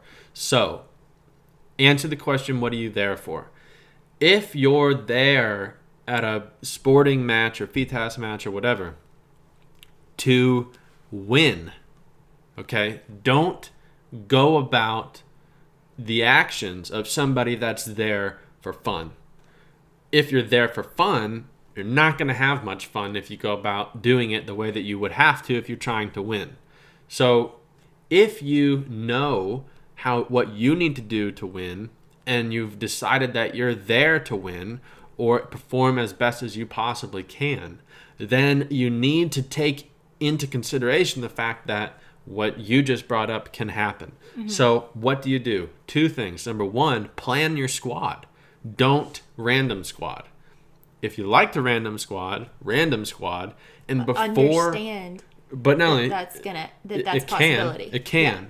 Don't let it surprise you. Don't let it surprise you, and also, have a conversation with your squad before you shoot. Say, guys, I don't want to come off disrespectful, but I am here with a purpose. And I am going to be very serious during this round. I don't mind if you guys are not, but give me space to work. And that's how you have to approach it. If that's something that you would be bothered by, that's the only way to take care of that. And then expect the fact that if there's something that you can't control, you have to understand that you can't control it, and you can't allow yourself to be emotionally have an emotional reaction reacted. to that. Yeah. So there's like a common denominator here, which is be prepared and understand that things that are out of your control are out of your control. Out of your control. The whole point behind a pre-shot routine and preparing yourself is to be prepared, so surprises don't happen and you have no idea how to handle that situation or what to do. Do you remember the round before I shot the Olympic final? Yeah. Oh my gosh. Was that nerve-wracking. Okay, Yeah. let me explain what happened here, y'all. So I'm in the Olympic qualification shoot, okay, in Tucson, Arizona. The last round before the finals. You want to talk about a pressure situation. Yeah. Okay, I'm squatted with all 6 girls who are contenders for the Olympics. And I start the round off with 9 second barrels. Not a single shot I had was a first barrel. Okay? If you think you were nervous, let me just put you in can my shoes. only imagine my dad and everybody else. But let me tell you, if it would not have been for me preparing before that round of different factors just playing over in my head, even negative things that could happen. Yeah. I mean, I was with you in the camper thinking, what if I bomb this? I don't want to lose my spot on the Olympic team. Yeah. I don't want to go into this in the lead and then just totally bomb it and then not even make an Olympic team. Like, I was putting all of that pressure on myself before I even shot the round. Okay? You remember that? Oh, I remember. Yeah. So I was having all of these fears and anxious thoughts that were creating an emotional reaction, because by me thinking that way, I had already kind of convinced myself that was what was about to happen, because that's all I thought about. Those were my fears. I thought, I don't want to miss the team. Self-fulfilling prophecy. Yeah, I don't want to miss the team. I've worked really hard for this. I'm in the lead. I don't want to lose the lead. And all of those thoughts and fears were going through my head as I'm about to shoot this last round, okay? So naturally, what happens when you have those thoughts that are coming in? I was pretty much shooting for dear life right there. I mean, I literally was. When I stood up to that first station, I was going through my pre-shot routine, but not in a way that it was benefiting me. And what I mean is I was just going through the motions, but I was still concerned about those thoughts that I was having, losing my spot. Oh my gosh, this is the last round before we go into the finals, of making an Olympic team. Like, all those thoughts were playing into my head. And I shot the first 10 shots. I had 9 second barrels. Now, in that moment, when the first second barrel happened, I thought, okay, that's fine. First, second barrel, that's okay. Move to the next station, try to go through everything again. I'm still pretty focused on the thoughts that are coming in my head, but I'm trying to do my pre-shot routine. It's not really working, but I'm trying everything I got to do it. Second barrel shot, second target comes, second barrel. I'm like, okay, all right. Go to the next station, same thing over and over. And I finally got to a point where I thought, oh my gosh, like, I'm going to run out of ammo. I am going to run out of ammo here. Like, what are you doing? In that moment, I had to literally stop and think, okay, what is actually happening here? Yes, I have just second barreled 9 out of 10 shots here. Yeah. Okay? But, and this is how I pulled myself out of it, but those second barrels count just as much as a hit as if I were to hit them on my first shot. Okay? I'm not down any. I was so fixated on the thought of how bad that round could potentially be that it was creating an emotional reaction for me. Like, I was tense, I was nervous, I was scared to pull the trigger, I was scared to call pull. Right. And if I had to stop and think, okay, what is the actual reality here? What is going on? Look over to the scoreboard. I'm still straight, okay? I still have a good score going. Yeah. Let me take this. Let me realize what's happened here. I've just done 9-second barrels. I'm going to ignore that, okay? I'm just going to start completely over as if that never even happened because the scoreboard reflects that hasn't happened. Yeah. Okay? So I'm going to take all of that, relax, start over. What is step 1 in my pre-shot routine? Okay, where's your hold point? What is step 2? Where are you holding your eyes? What is step 3? Step 3 for me was visualizing the targets at the time. I needed to visualize the move I wanted to make, like we talked about earlier. And going back into making my mind focus on those tasks and focus on those purpose and focus on those steps that I was making myself focus on allowed me to be able to get out of that, what could have been a really bad round, and I could have just went the other way and just totally bombed it. But going back and relying on my pre-shot routine, and I mean fully relying on it, not just going through the motions, allowed me to be able to climb out of that situation and be able to finish out the round really good, actually. Right. Yeah. And that to me, and I'm saying that story because that happened in February and I've shot a really long time. You know, you would think if I was presented that situation that I would say, oh yeah, that's no big deal. No matter how much I prepared for that, I have never actually been in that current situation. I've never been in the lead for an Olympic spot. I had never been on the last round about to go into a final for an Olympic spot. That was unfamiliar territory for me. But what was familiar for me was my pre-shot routine. Right. And realizing that pre-shot routine and my mechanics and understanding that those things work for me was something that was comfortable for me. And I was able to get back into a state that was familiar and comfortable. Yeah. Yeah. Yeah, that's the power of what a pre-shot routine does if you stick to that process and you allow yourself to be present when it's happening. And there's a difference between going through the motions of a pre-shot routine and actually doing what it does. Yeah, actually there's a difference in having a plan in mind and going through the steps and then actually executing those steps. And because for me, what I was doing when I was second barrel and all those, and sometimes I even find myself doing it like when I have a bad round. Yeah. I'll think back like, yeah, I did a pre-shot routine. I went through the motions, but when it was time to do it, I did not execute it. My mind was not fully present on what I was supposed to do there when I called pull. Right. It was on something else. Right. It was on an external factor. Yeah. Yeah, absolutely. So that's the pre-shot routine, and I guess we should call it in-round routine. What's your post-shot routine? Post-shot routine. So I have 2 different post-shot routines. Yeah.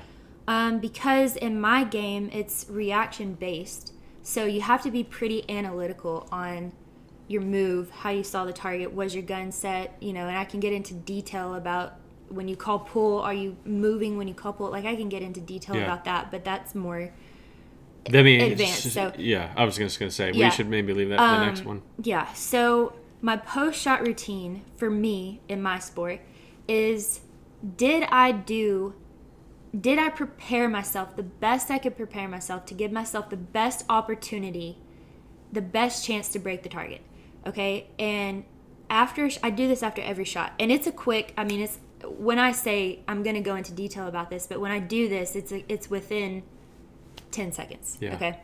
So when I think back on a shot, let's say I just finished my shot, let's say I hit it, okay? Even if I hit the target, I'm thinking, okay, was my gun in the right spot? Were my eyes in the right spot? When I called pull, was I able to read the target as best as I could read it? Did I have a fluid move to the target and it wasn't offline? Like I'm going through analytical things that would play into a factor of me missing in my game. Yeah. And I do that really quick, and I do it even when I hit the target, okay? Because in my game, and in any game, really, you can hit a target and be doing it wrong. Yeah. You know, which in a sense creates, it's going to create small problems that you don't know are there. Right. So a post-shot routine is really good for that because you want to stick to what you've been practicing and what your routine is. And let's say I shoot a target and I miss one. Okay, now I'm going through the factors of pretty much the same thing, but I'm trying to diagnose, was it my fault that I missed the target, or was it an external factor that I couldn't control, like the weather or the wind or something like that? And if it's my fault, I'm trying to figure out, okay, basically the same things.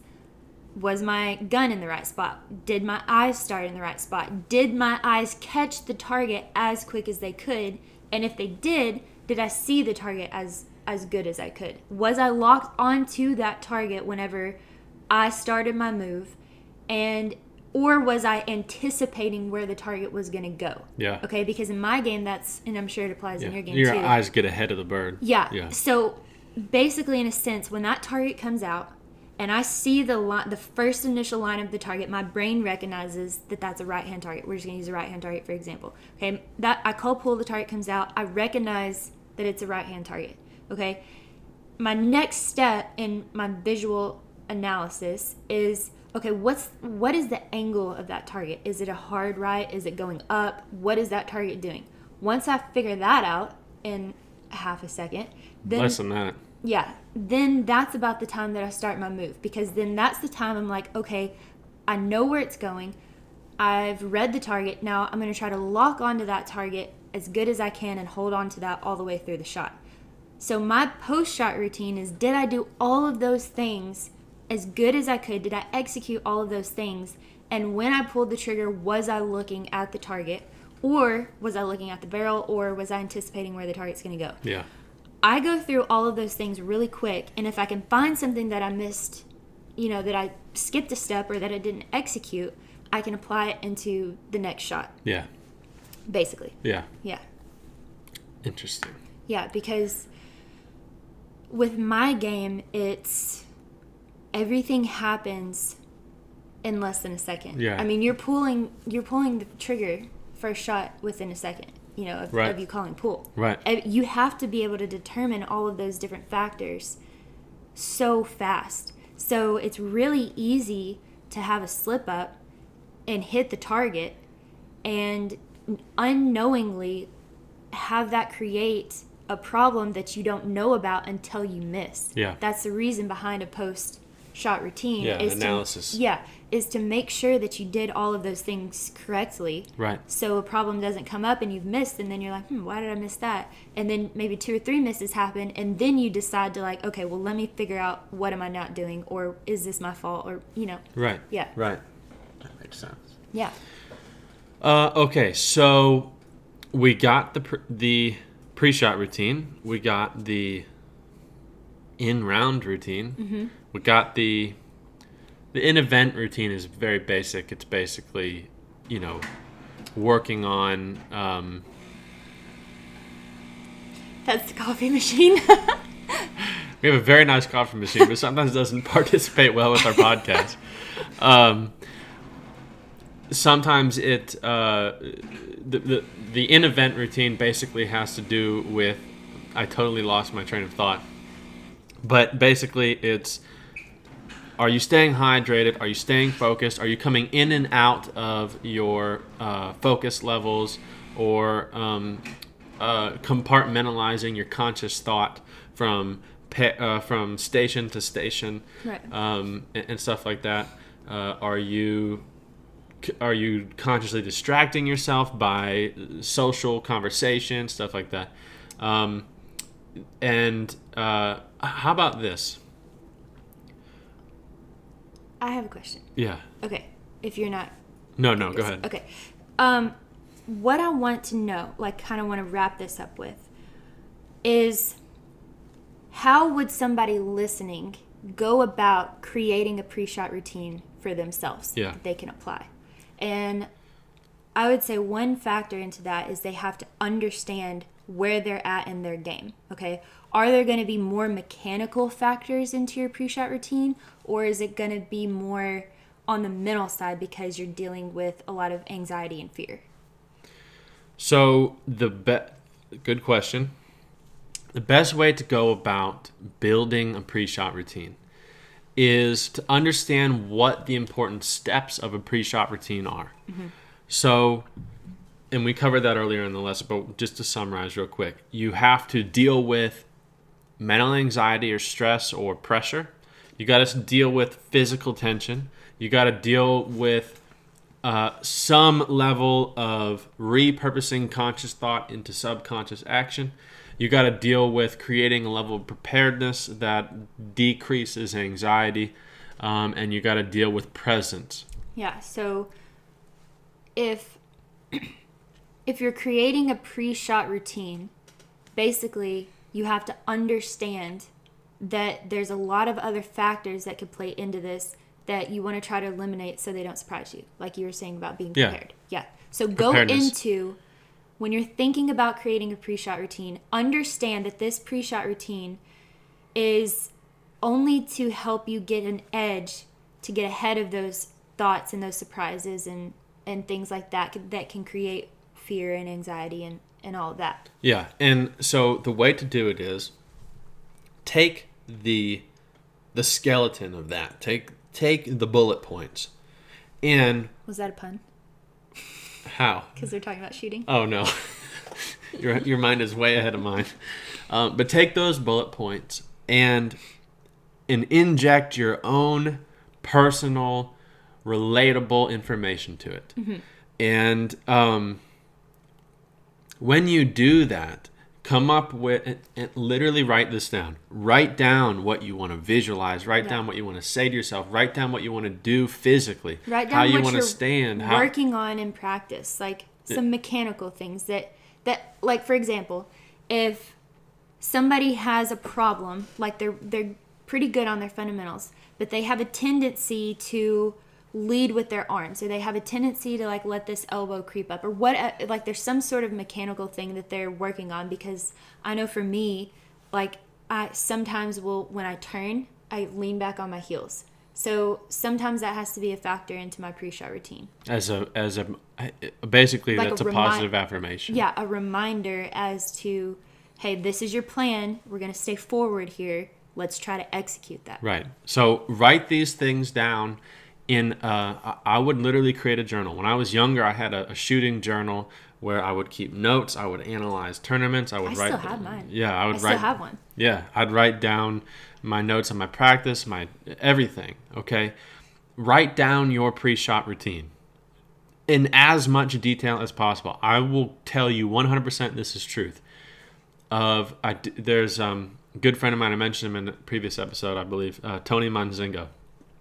He is a previous director of the NSCA, but we used to do this, and we still do. We do this thing called Champs Camp. It's a youth clinic for kids for shooting. And it's like 50% classroom, 50% shooting. In the classroom part, we go through pre-shot routine, okay? And we have the kids write down, after giving them instruction on what one is, we have them write down their pre-shot routine. From there, we videotape them doing their pre-shot routine for the first time. We go back to the classroom and we analyze it. I'm pretty sure within about 400 to 500 people that we've done this with, I would, if you could give me every one written down, couple hundred pre-shot routines written down on paper, and I, without even reading them, organize them from longest to shortest. That list would directly correlate with how good that person became in shooting. And I could call Tony on the phone right now and ask him if he would agree with me on that statement, and he would 100% agree with me on that statement. The more detail-oriented you are in your pre-shot routine, the less you leave out for chance, the better and more effective it will be. Okay? So take that, write your pre-shot routine down. And the reason why the detail is important is because later, your first thing that you write down is not going to be what you do 5 years later. Yeah, I was just about to say, when you first write down your pre-shot routine in detail, like he's talking about, which you should, don't think that you're gonna have to go through 30 steps every time when you go through your pre-shot routine. Those things are going to become like muscle memory to you. And don't write down something that you don't need. Make everything in there purposeful. Don't say, I'm gonna, take for example, there's a really good youngster. His name is Joe Finizzi in sporting clays. He came runner up at the World Sporting Championship in Chicago this past summer. Mm-hmm. You can watch him shoot in the super final, and he has a very physically visible pre-shot routine. You're going to get people that try to copy what he does physically because it's successful for him. So you'll see people touch their hat. You'll see people flip their gun upside down. So, like, if you're writing in your pre-shot routine, touch my hat or move my glasses or wipe my hand on my leg, you're writing that down for no reason other than just to do it. Make everything that you do purposeful. Everything that you think of, everything that you do purposeful. Other things will slip in there subconsciously that have purpose. So for him, I would bet you that everything that he does physically has a reason. He has a reason or had a reason for doing them, and they slowly slept in and became part of his pre-shot routine. But don't do anything that doesn't make sense. So write it down and stick to it. Do what you say you're going to do and analyze the results. So when you go to a tournament and you run your pre-shot routine in the round, and you run your routine during the event, and you run your routine when you get there, how you're acting and what you're doing, what you're drinking, all those things, make note of them. Go back, study them, and say, okay, did what I do exactly correlate to what I said I was going to do? If it did, analyze your results. Was it good? Where did I struggle? Did I lose focus here or there? Maybe if there's a certain part of your pre-shot routine that you feel like isn't working, take it out, put it in something new to replace it, or anything like that. And I think too, you should be as technical as you can when you're doing this. And I mean that as in, if your pre-shot routine, because this is just an example, becomes something along the lines of, okay, I'm going to use my game, for example, because that's what I know best. So if your pre-shot routine becomes steps. So step 1, I'm going to set my feet. Step 2, I'm going to set my gun. Step 3, I'm going to set my eyes. And then while you're going through those steps, if you have a thought of, I wonder what so-and-so shoot, or did her gun just malfunction? That is not in your steps to be practicing, okay? So be as technical as you can with yourself and disciplined as you can with yourself on realizing that those thoughts are coming in, and that's the start of those external thoughts that are going to cause fear, anxiety, nerves, and all of that. So recognize that you have a thought and then start over your pre-shot routine. Like, just completely start over, because adding that step in is not what you had wrote down, and that's not part of your pre-shot routine. So start over just from step 1. Okay, go back. I'm going to set my feet. I'm going to do this. You have to be that disciplined in it in order for it to become a habit for you, and in order for it to become a benefit for you, that you can understand and learn how to use it in a way that's going to help you. Yeah. So if you allow those thoughts to come in and you don't take care of those thoughts right then when they come in, then you're going to eventually train your brain. I mean, that's not going to get you anywhere. You're going to train your brain to be able to allow those thoughts to come in and just try to push them aside, and that's what we want to avoid. Yeah. So if you're doing that and you're writing down your routine and you're studying it and you're analyzing it based off your performances, you're going to build a routine over time. You're going to create your own pre-shot routine by analyzing what's working, what's not, what leaves me consciously distracted, what makes me feel more focused, leave in the things that work, take out the things that don't, and over time you will have a pre-shot routine. You'll have all the routines that you need, and understand that this is not something that you should have right after listening to this episode and going to build it. It takes a while to grasp. Yeah, you will not have something as detailed as what we talked about when we're talking about ours right off the bat. And don't try to, like I said, don't overly occupy your conscious thought, because if you do, it's more distracting than purposeful. Yeah. So do as much as you need to do, detail wise, to leave nothing to chance, no luck involved, but be very purposeful.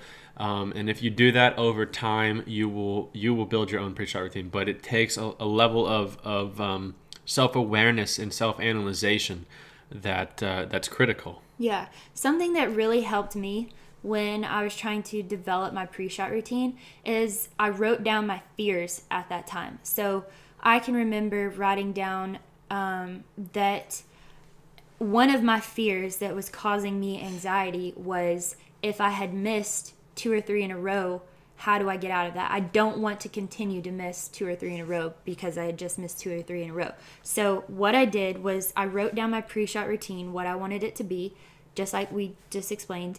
And then I wrote down my fear that I was going through. Like, what is the biggest thing that's causing me anxiety or nerves at this moment? And I actually even did it before every event, before every shoot. Because for me, I went through a phase where it was misses, and then I went through a phase to where it was some external factor, like whatever it was. It was different a lot of times for different shoots. So before that shoot and in my preparation, I would write down what my fear was and how I was going to try to handle that fear. And I added that into my pre-shot routine in case that fear came in while I was shooting or before I was shooting. And I was familiar with how to handle that. In my way of handling it was I had added it into my pre-shot routine of recognizing that I had that fear and, okay, it's here. I understand it. I got it. Let me start all the way back over on my pre-shot routine on the steps that are here. Cool. Yeah. Do you think that we should get to questions, or should we do that in another episode?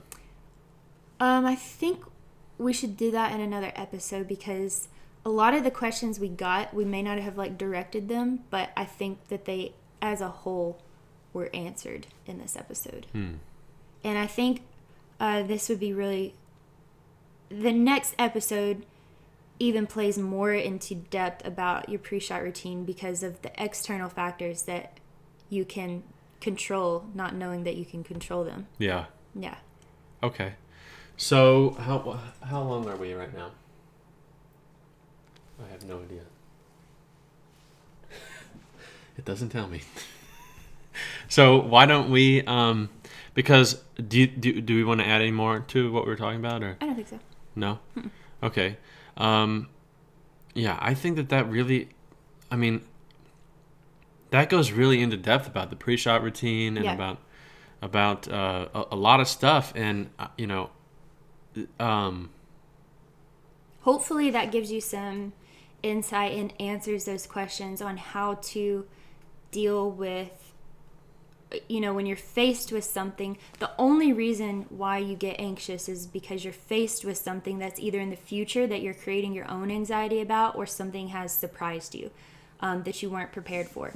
And hopefully this kind of gives you a foundation to start on to figure out things that I keep saying fearful, but those things that make you nervous. And hopefully from what David said, that you can plan ahead even before you step into the box or you step into the range and go shoot. Hopefully you can kind of have more sense of feeling prepared. That way you're trying to, because all we're trying to do here is eliminate nerves, pretty much. Yeah. Because they create a physical reaction that's not beneficial in shooting. Right. So hopefully that gives you some information. And do you have anything else to No, I'd say we have some really good questions that I want to get to. Yeah, they're just they're like the next step into it. Yeah. You know? And they're advanced. So, I mean, they're like what we deal with now. Yeah, they're really good questions. And so I want to get to those, but I want to be able to get in depth and give them the respect that they deserve. Yeah. So this was a really good, I think this was, I'm really happy with this. I think that you guys will, let's put it this way. If you have any more questions about, if we lost you somewhere along the way, or if you didn't realize that it could be this detail-oriented, let us know. And, if you think that we should do another episode on a specific part of what we covered. Because we can go into detail about anything that we talked about here extensively. Oh, yeah. I mean, you just, when you talk about the mental game, it can be so extensive, like down to just one factor in it can take hours to talk about and explain. Yeah. So if there's something that we covered here and you're like, wow, I really want to know more about that, even if we don't do an episode on it and you're just the one person out there that wants to know more about it, reach out to us, because we want to give you the information we have on that subject.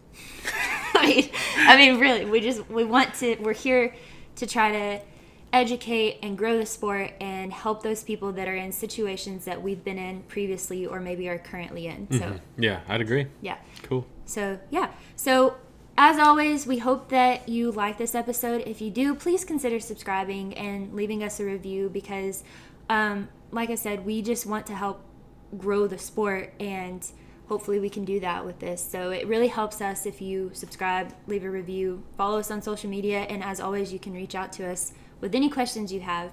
But other than that, thanks for listening, y'all. We'll see you next time. Thank you, guys.